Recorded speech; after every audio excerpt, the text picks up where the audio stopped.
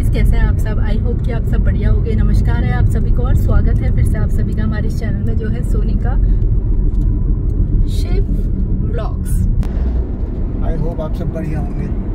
और कुछ ऐसा मौसम है आज, बारिश अब कम हो गई है काफ़ी, मानसून अब जा ही रहा है और बहुत बढ़िया धूप खिली हुई है। नैनीताल में भी अच्छा हो गया है मौसम, कभी कभी शाम के टाइम और रात को बारिश हो रही है, बाकी मौसम बढ़िया चल रहा है। और आजकल सफारी तो बंद है। अगर आपको अब सफारी करनी है तो अक्टूबर में जो स्टार्ट होगी वो फाटो जोन की स्टार्ट होगी, जो कि रामनगर में है, जो कि कॉर्बेट नेशनल पार्क के अंडर तो नहीं आता, वो आता उत्तराखंड फॉरेस्ट के under, but Corbett national park से जुड़ा हुआ फॉरेस्ट है और बहुत अच्छी साइटिंग वहाँ भी हो जाती है अगर हो साइटिंग तो, क्योंकि वहाँ पे कब है टाइग्रेस के साथ में, जहाँ हमें बहुत अच्छी साइटिंग हुई थी। आप वो व्लॉग भी देखिएगा। त्रिशूली है, उसका छोटा सा कब था, तो उन दोनों की हमें साइटिंग हुई थी और मेल टाइगर भी दिखा है फीमेल के साथ में। मेटिंग भी हमने रिकॉर्ड की थी, वो भी व्लॉग बनाया हुआ है। तो फाटो खुलेगा अक्टूबर में, 1 अक्टूबर से शायद खुल जाएगा। और जो पीलीभीत टाइगर रिजर्व है वो खुल रहा है 1 नवंबर को। तो और जो कॉर्बेट नेशनल पार्क और बाकी टाइगर रिजर्व्स हैं, नेशनल पार्क्स हैं, वो खुलेंगे 15 नवंबर को, है ना। तो सफारी तो तब स्टार्ट होगी। तो उससे पहले आजकल हम कभी कभी ऐसे नाइट ड्राइव में या फिर वैसे घूमने के लिए चले जाते हैं, बर्ड वॉचिंग के लिए या फिर ऐसे नाइट ड्राइव में। कॉर्बेट नेशनल पार्क के कुछ जोन्स खुले हुए हैं, जैसे ढेला खुला हुआ है, बिजरानी खुला हुआ है। ढेला हम गए हुए थे सफारी करने के लिए, जहाँ हमें टाइगर की साइटिंग तो नहीं हुई, एलिफेंट्स दिखे थे। झिरना खुला है, सॉरी बिजरानी नहीं खुला है, झिरना खुला है। हम ढेला गए थे। और बाकी एमपी वगैरह में भी टाइगर रिजर्व जो है वो शायद अक्टूबर में खुल जाएंगे। पूरा मुझे इतना कंफर्म नहीं पता है बाकी जगहों का, वो कब खुलने वाले हैं। और यहाँ कॉर्बेट नेशनल जो मेरे आसपास है उसका मैं बता सकती हूँ कि कॉर्बेट नेशनल पार्क के 2 जोन्स अभी खुले हुए हैं अगर आप सफारी करना चाहते हैं। बाकी 15 नवंबर से खुलेंगे। और अगर फाटो में करनी है तो फाटो 1 अक्टूबर से खुलेगा। और दुधुआ हो गया, दुधुआ भी शायद 1 नवंबर से खुल जाएगा, जब से पीलीभीत टाइगर रिजर्व खुल रहा है। तो आज है छुट्टी का दिन और हम लोग थोड़ा काम से निकले हुए थे। हमें थोड़ा काम गौलापार की साइड भी था और रुद्रपुर में भी है। तो अगर रुद्रपुर से टाइमली फ्री हो गए तो हम पीलीभीत टाइगर रिजर्व वाले एरिया में जाएंगे, वहीं जहां हम पहले भी गए थे। लास्ट व्लॉग जो आपने पीलीभीत टाइगर रिजर्व का जो लास्ट व्लॉग था पीलीभीत वाला, उसमें आपने देखा होगा कि हमें टाइगर की कितनी बढ़िया साइटिंग हुई थी। तो जैसे ही टाइमली हम फ्री होते हैं तो हम उस एरिया की तरफ जाएंगे और देखते हैं आज क्या कुछ दिखता है। और यहाँ देखिए नंदौर का फॉरेस्ट है और ये रोड जो जा रही है ये हाईवे है, इधर से खटीमा की तरफ जो जाता है सितारगंज वाला। तो ये कॉरिडोर यहाँ से बंद हो रहा है, शायद 1-2 जगह से खोलेंगे, क्योंकि हाथियों का मूवमेंट काफ़ी रहता है यहाँ पे।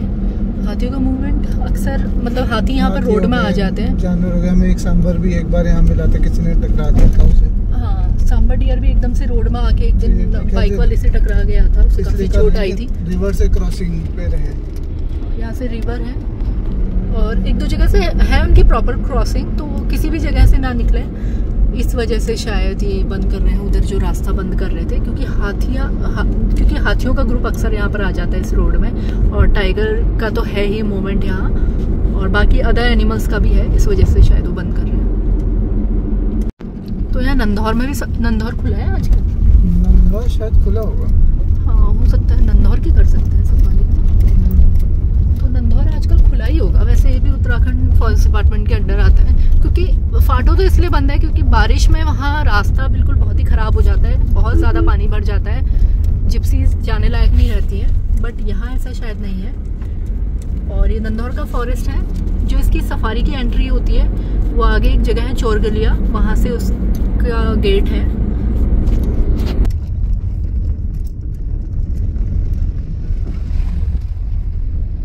गई भैंस पानी में। ये देखिए आगे रोड ब्लॉक है।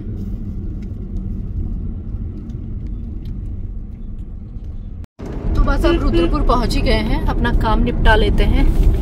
थोड़ा मार्केट का काम है इधर का, और उसके बाद देखते हैं कब तक फ्री होते हैं, उसके बाद ही निकलेंगे उस तरफ को।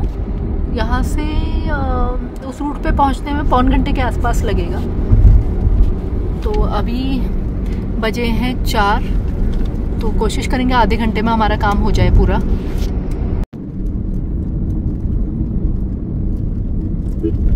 तो अब हम निकल चले हैं खटीमा की तरफ। हमारे सारे काम हो चुके हैं, मार्केट के भी काम हो चुके हैं और 5:30 बजने वाला है।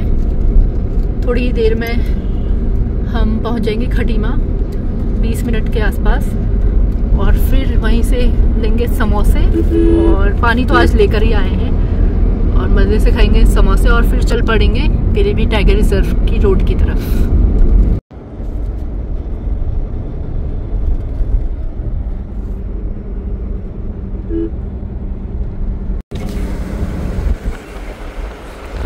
और अभी ये उतर गई है, ये पैटीज लेके आ रही है यहाँ से, और फिर आगे से समोसे लेंगे। मेरा पैटीज खाने का मन था, इसका समोसे। और वापस आ गई है कुछ पूछने। अब आ गया है सुरई का फॉरेस्ट। यहाँ भी सफारी होती है, ये भी उत्तराखंड फॉरेस्ट डिपार्टमेंट के अंडर आता है सुरई का फॉरेस्ट। टाइगर रिजर्व नहीं है, टाइगर रिजर्व इसलिए नहीं है क्योंकि गुज्जर रहते हैं अंदर, और ये सुरई का गेट आ गया है, सुरई इको टूरिज्म जोन। आजकल बंद है सफारी, लेकिन अंदर भारामल मंदिर है, वहाँ तक लोग जाते हैं टिकट लेके। और सुरई का फॉरेस्ट जहाँ एंड होता है वहीं से पीलीभीत टाइगर रिजर्व का फॉरेस्ट स्टार्ट हो जाता है, दोनों कनेक्टेड हैं आपस में। सुरई की लास्ट चौकी जहाँ आती है वहीं से पीलीभीत टाइगर रिजर्व स्टार्ट हो जाता है। तो कई बार साइटिंग सुरई की साइड भी हो जाती है, कई बार पीलीभीत टाइगर रिजर्व की साइड भी होती है, तो कुछ कह नहीं सकते, कहीं भी दिख सकता है कुछ भी।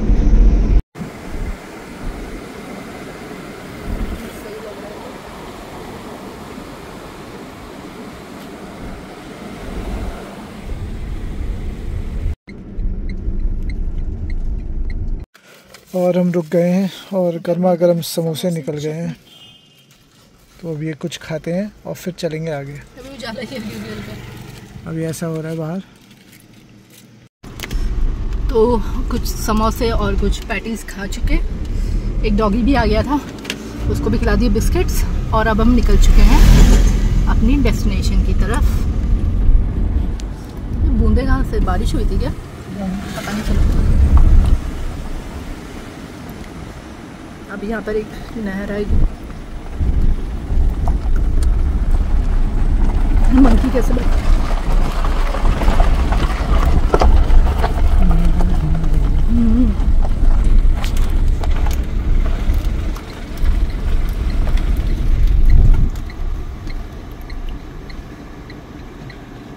शाम के टाइम यहाँ पर लोग घूमने के लिए निकल आते हैं इस रोड में, और इस साइड ये बीच में है नहर, अगर आपको थोड़ा बहुत भी दिख रहा है इधर, क्योंकि अभी झाड़ियाँ बहुत ज़्यादा हो गई है बारिश की वजह से। तो यहाँ पर नहर है और उसके उस तरफ भी फॉरेस्ट है, इधर भी फॉरेस्ट का ही एरिया है, बट कुछ घर भी बने हुए बीच बीच में। देखिए किस तरह से लोग सब घरों से निकल आए हैं इस वक्त बाहर। तो यहाँ पर अदर वाइल्ड एनिमल्स का तो डर है ही, क्रोकोडाइल्स वगैरह भी रोड में आ जाते हैं, पाइथन आ जाता है, स्नेक्स भी हमने स्नेक भी देखा है यहाँ पर। कैसी धुंध हो रही है, पूरी नहर की धुंध निकली। तो यहाँ पे पाइथन, अब मैं फिर पाइथन मतलब कि अजगर, और सांप, और बाकी गुलदार हो गया, बाघ हो गया, और अदर वाइल्ड एनिमल्स भी इस रोड पे दिख जाते हैं। गुलदार मतलब तेंदुआ, पहाड़ी में गुलदार कहते हैं। हाँ, पहाड़ी में हम गुलदार कहते हैं, वैसे तेंदुआ, और इंग्लिश में लेपर्ड। कई बार मैं ऐसा हो रहा है सिर्फ इंग्लिश के वर्ड्स बोल रही हूँ, और कई बार मतलब अपने जो पहाड़ में बोलते हैं, तो कई लोगों को समझने में थोड़ा प्रॉब्लम होती है, इसलिए मैं सारे शब्द इस बार बताऊँगी। वरना पिछली बार यही हुआ था कि मैंने शायद ध्यान नहीं दिया कि मैंने हिंदी में नहीं बोले थे वो शब्द। जैसे मैंने पाइथन बोला तो अजगर बोलना चाहिए था, और जैकल बोला था तो यानी कि सियार बोलते हैं उसको, पॉर्क्यूपाइन बोला था यानी कि साही, और स्लॉथ बेयर मतलब भालू। तो इस बार ध्यान दूंगी मैं इस चीज़ का, मतलब इस बात का ध्यान दूंगी। और देखिए लेकिन मॉनसून के टाइम में ब्यूटी कितनी बढ़ जाती है, हर तरफ ग्रीनरी ही ग्रीनरी, बट साइटिंग बहुत टफ हो जाती है ऐसे में। अगर झाड़ी के पास भी कोई एनिमल बैठा होगा तो किसी को भी पता नहीं चल पाएगा।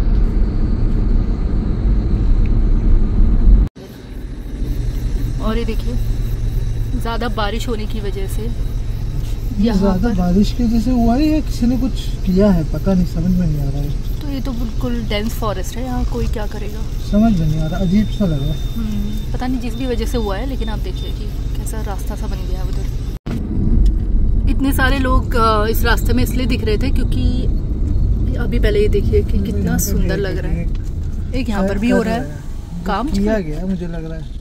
तो क्या कर रहे हैं यहाँ पर? पता नहीं, क्या पता पानी का डाइवर्जन कर रहे हो, कुछ कर रहे हो नहर का।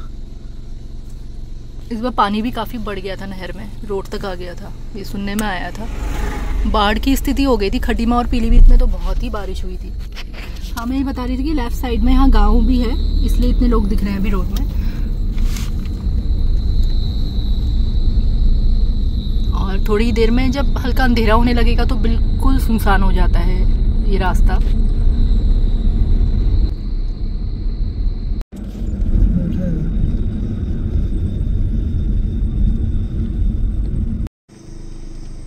नेवला था क्या था पता नहीं, आवाज़ भी नहीं आ रही ना चलने की।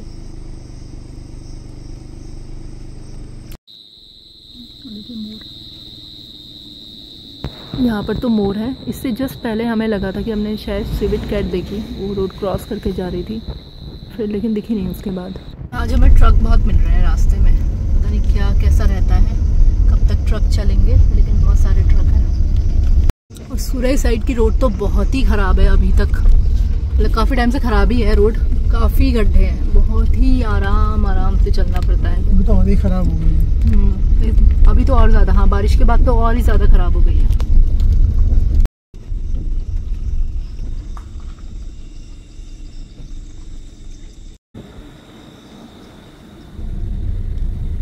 ये देखिए कि यहाँ कितनी बढ़िया रोड है पीलीभीत टाइगर रिजर्व के एरिया में।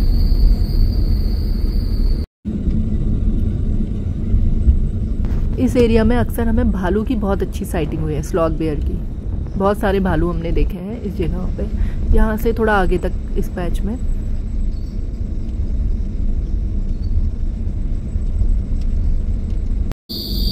और जब लास्ट टाइम हमें पहला टाइगर जब दिखा था, वो ऐसे कहीं आसपास ही था, इसी एरिया के आसपास था जहाँ मैं टाइगर दिखा था। और जो दूसरा टाइगर दिखा था वो उससे आगे था, जो कि नहर की साइड से, पहला भी नहर की साइड से जंगल की तरफ किया और दूसरा टाइगर भी। और देखिए अभी कितनी सुनसान है रोड। अभी ट्रक तो नहीं आए, बट गाड़ियाँ तो चल ही रही हैं कंटिन्यूसली, मतलब कार वगैरह, कार और बाइक्स।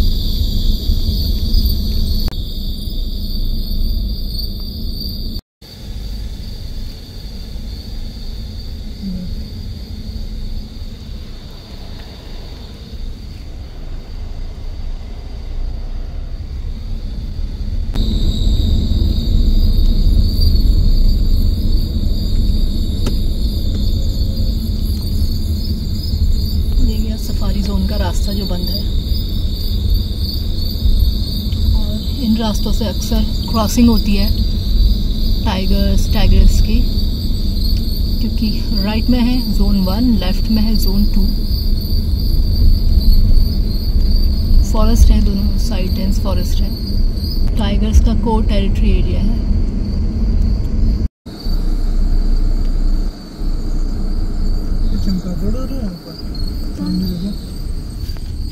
शायद ये चमगादड़ है, इतने सारे पेड़ की तरफ जा रहे हैं। इधर भी तो कितने सारे हैं।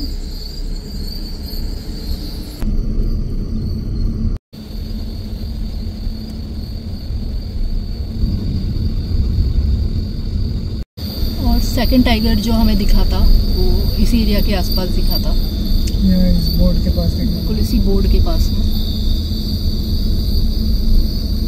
सिक्योरिटी की ट्रक नहीं दिख रहे हैं, ट्रक के आने की देरी से रोड सुनसान थी। कुछ उम्मीद थी कि दिखेगा कुछ, बट ट्रक आ गया इतना बड़ा अचानक। तो देखिए कैसी धुंध आई है रोड में नहर की वजह से। बिल्कुल पास में शारदा कैनाल है, नहर है यहाँ पर बिल्कुल पास में। और सर्च अभी जारी है, अभी तक तो नहीं दिखा है कुछ भी। 1-2 राउंड मारे, 1-2 राउंड और लेंगे। आज गाड़ियाँ भी काफ़ी चल रही हैं, कार भी और ट्रक्स भी बहुत चल रहे हैं। तो तो साइटिंग का तो देखिए कुछ भी नहीं कहा जा सकता, कभी भी किसी वक्त भी कहीं पर कुछ भी दिख सकता है। तो आप प्रिडिक्ट नहीं कर सकते हो, चाहे आप सफारी में हो या फिर आप डेंस फॉरेस्ट से होते हुए जा रहे हो, फॉरेस्ट के अंदर जा रहे हो, कहीं पे कुछ भी दिख सकता है, कुछ नहीं भी दिख सकता है। तो उम्मीद तो बनी ही रहनी चाहिए, जो हमारी बनी हुई है अभी। और हमारे साथ वालों को भी अक्सर यहाँ बहुत अच्छी अच्छी साइटिंग्स हुई हैं। जो खटीमा में हमारे साथ भावेश जी आते हैं सफारी में, तो उनको तो फैमिली के साथ टाइग्रेस की साइटिंग हुई थी। 3 कब्स थे शायद ना उसमें, जो वीडियो हमने देखा था 3 कब्स थे और टाइग्रेस थी जो कि रोड क्रॉस करके जा रहे थे, वही पानी पीने के लिए आए थे नहर पे।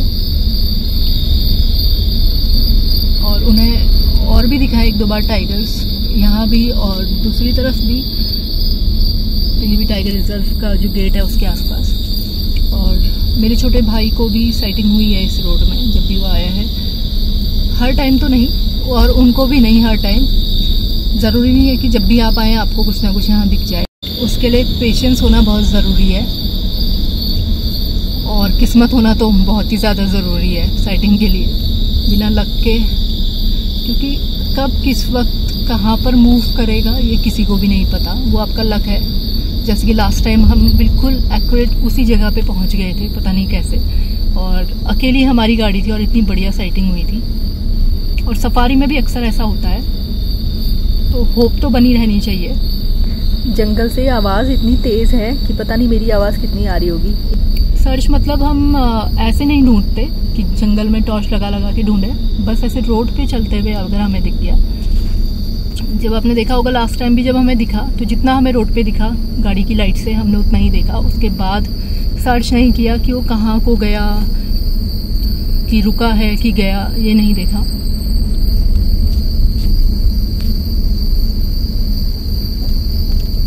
और इस रोड पर अक्सर आप बाइक्स भी चलते हुए देखेंगे। दिन में तो अकेले अकेले बाइक्स दिख जाती हैं, बट रात को मोस्टली ग्रुप में ही जाती हैं, ग्रुप में ही होती हैं बाइक्स, या फिर गाड़ी के साथ साथ चलते हुए जा रही होती हैं। सर्दियों में तो लकड़ी की टहनी, पेड़ की टहनी गिरी है। सर्दियों में तो लोग ये बताते हैं कि 1-1 घंटे कई बार टाइगर रोड के पास आके बैठ जाता है, क्योंकि रोड गर्म रहती है ना, तो एनिमल्स उसमें बैठ जाते हैं आराम से। और अभी देखिए बाइक्स जा रही हैं तो साथ में जाते हैं।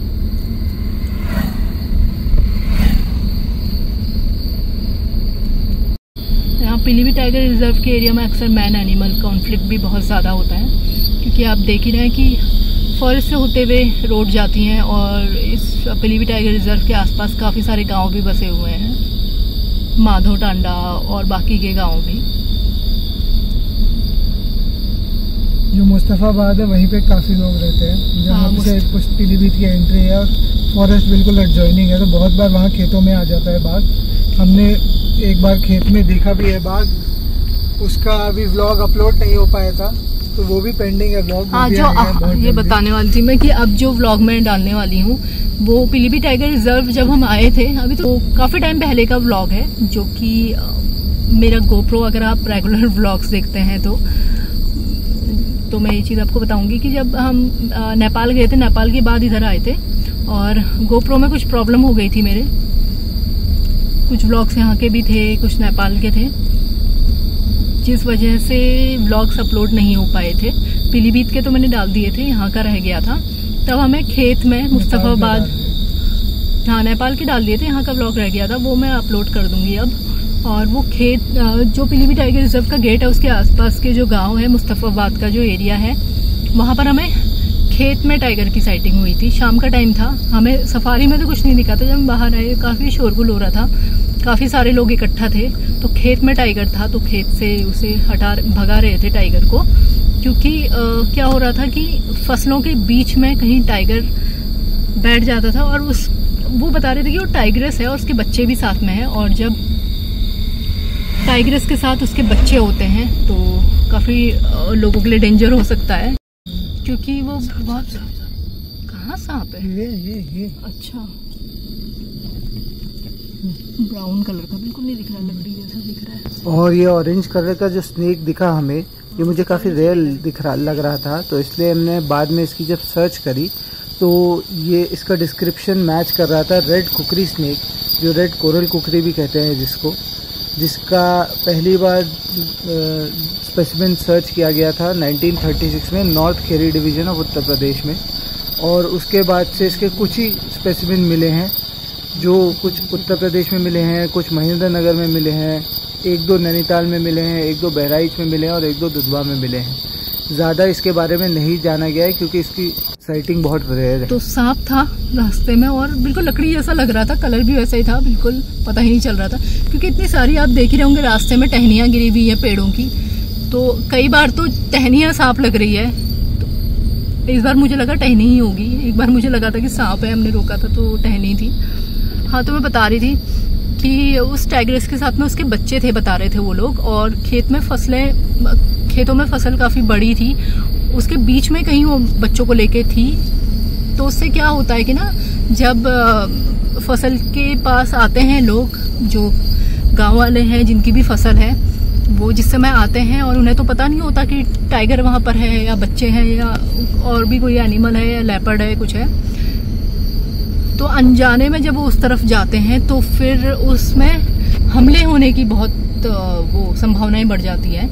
तभी कहते हैं एनिमल मैन एनिमल कॉन्फ्लिक्ट जो होता है वो इसी कारण होता है कि जहाँ जंगलों के आसपास गांव बसे हुए होते हैं तो वहाँ अक्सर जानवर आ जाते हैं, और फिर जब इंसान और जानवरों का टकराव होता है, खास करके टाइगर और इंसानों का, तो फिर बहुत ही मतलब मुश्किल हो जाता है लोगों के लिए। और जब गन्ने की फसलें भी होती हैं, जिस टाइम पे फसलें होती हैं काफ़ी बड़ी बड़ी, उस टाइम पे ज़्यादा डर होता है क्योंकि उसमें पता नहीं चल पाता है एकदम से कि गन्ने की फसल के अंदर या फिर बड़ी बड़ी जो गेहूं की फसल होती है उसके अंदर अगर कहीं एनिमल है तो नहीं पता चल पाता लोगों को। देखिए कैसे ग्रुप्स में बाइक्स जा रही हैं और गाड़ी के साथ साथ में। तो इस साइड में स्लॉथ बेयर्स भी बहुत ज़्यादा हैं, देखते हैं आज अगर देखने को मिल जाए तो लक है। और भालू तो वैसे ही इतनी दूर से तो दिखता भी नहीं है, बस उसके पैर के तले थोड़ा वाइट कलर के होते हैं, इसलिए पता चल जाता है कि कुछ चल रहा है रोड के बीच में, वरना तो स्पॉट करना बहुत मुश्किल है।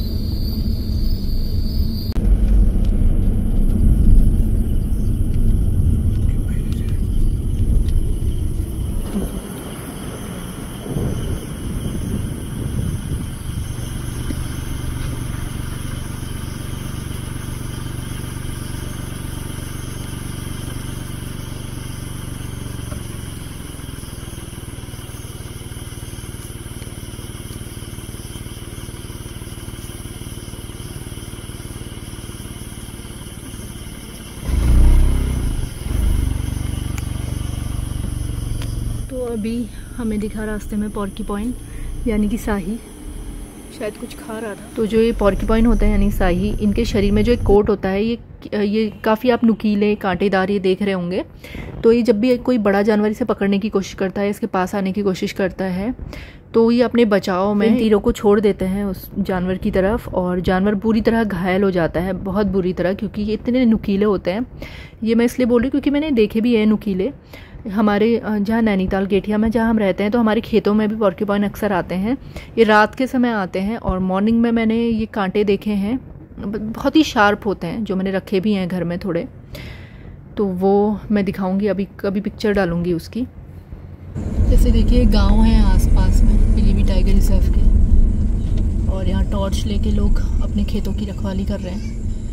कई बार जंगली सुअर आ जाता है खेतों में, और जंगली सुअर आता है तो उसके पीछे पीछे टाइगर वगैरह भी आ जाते हैं, टाइगर या लेपर्ड, जंगली सुअर, हिरण, नीलगाय। हाँ, नीलगाय भी आ जाती हैं खेतों में, जो कि नुकसान करते हैं ये खेतों में। तो उनके पीछे बड़े जानवर भी आ जाते हैं, और ये टॉर्च लेके सब अपने खेतों की रखवाली कर रहे हैं इधर।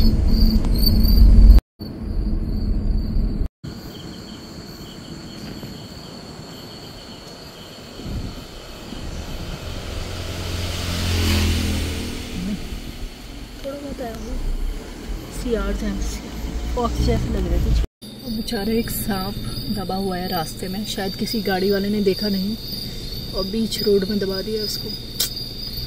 इसलिए बहुत केयरफुली गाड़ी चलाना है, बहुत केयरफुली। और पूरा जंगल का एरिया भी साइड भी नहीं कर सकते क्योंकि पूरा डेंस फॉरेस्ट है, ये यहाँ उतरना बिल्कुल ही रिस्की है। बेचारा तो देखो कौन सा ऐसे करके फ्लैश ऑन करके देखो। अरे पता नहीं है, मुझसे नहीं देखा जाएगा। तो ये तभी दबा हो सकता है जब स्पीड बहुत ज़्यादा हो किसी की गाड़ी की, वरना इतना बड़ा सांप बीच रोड में तो बहुत दूर से ही दिख जाता है। अगर हम यहाँ से उतने बहुत आगे तक भी देखें तो हम क्लियरली देख सकते हैं। और अगर स्पीड बहुत ज़्यादा हो तो फिर गाड़ी पे ब्रेक लगाना बहुत मुश्किल होता है। तो कारण यही होगा कि स्पीड बहुत ज़्यादा होगी। इसीलिए बोला जाता है कि फॉरेस्ट वाले एरिया में बहुत आराम से चलानी चाहिए गाड़ी, ताकि अगर कोई एनिमल आ भी गया गाड़ी के रास्ते में तो आप ब्रेक लगा के उसे बचा सकते हैं। और अगर बड़ा कोई जानवर आ गया तो फिर दोनों के लिए रिस्की होता है, जो गाड़ी में है और जो बाहर एनिमल है उन दोनों के लिए ही। तो इसीलिए बोला जाता है कि आराम से चलिए। और एक बार और पीलीभीत टाइगर रिजर्व से आते हुए हमने बीच रोड से थोड़ा सा किनारे की तरफ, काफ़ी बड़ा था, इससे तो डबल साइज़ का था वो सांप, वो भी गाड़ी ने दबाया था। तो उस समय तो ज़्यादा अंधेरा नहीं हुआ था, इसलिए हम लोगों ने उतर के उसे किनारे कर दिया था उस सांप को, ताकि और ना गाड़ियाँ पिचकाते रहे उसे। आगे क्या है, डॉग है। तो लोगों के घर आ गए हैं। हम आज थोड़ा साइफन की तरफ आ गए थे, साइफन पॉइंट आ गया है डॉग से। और लोग वहाँ पर बैठे हुए हैं अभी ब्रिज के ऊपर, क्योंकि गर्मी है काफ़ी अच्छी खासी, बारिश हुई नहीं है तो इसलिए लोग वहाँ पे बैठे हुए हैं आराम से। हमें देख रहे हैं कि कर क्या रहे हैं। तो अभी आपने थोड़ी देर पहले जो देखा कि हमें जब सांप दिखा था, हमें तो नहीं दिखा, इनको दिखा था। तो अक्सर ऐसा होता है, या तो कभी मुझे दिख जाता है कभी इनको दिख जाता है, लेकिन हमारी स्पीड कंट्रोल्ड होती है गाड़ी की, इसीलिए हम ब्रेक लगा पाते हैं। वरना ब्राउन कलर का तो इतना मुश्किल था, क्योंकि कई जगह टहनियाँ लकड़ियाँ वगैरह गिरी थी, तो पहचानना बड़ा मुश्किल होता है। और अगर आपको एकदम से लगे कि वो मूव कर रहा है तो आपकी स्पीड कंट्रोल में है तो आप गाड़ी में ब्रेक लगा सकते हैं और उसको फिर तब आराम से बच सकता है। तो अगर आपने पहले के व्लॉग्स नहीं देखे और अगर आप पीलीभीत टाइगर रिजर्व नहीं आए हुए हैं तो आपको पता नहीं होगा कि साइफन में किस जगह को कह रही हूँ। यहाँ पर एक साइफन पॉइंट है, वहाँ से जो शारदा नहर जो मेन नहर है उसे 3 डिफरेंट वो डिविजन्स में भेजा जाता है। एक हरदोई है ना, अलग अलग जगह के लिए। तो ये बैराज है यहाँ पर।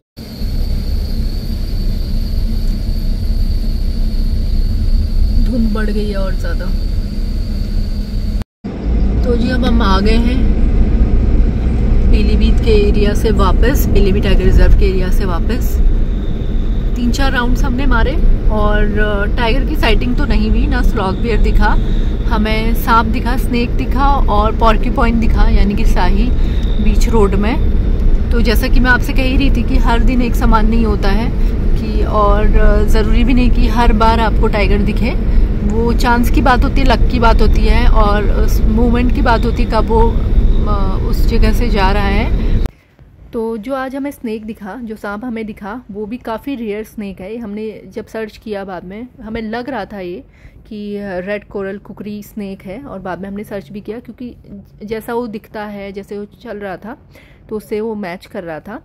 तो फिर आज के लिए गाइज इतना ही।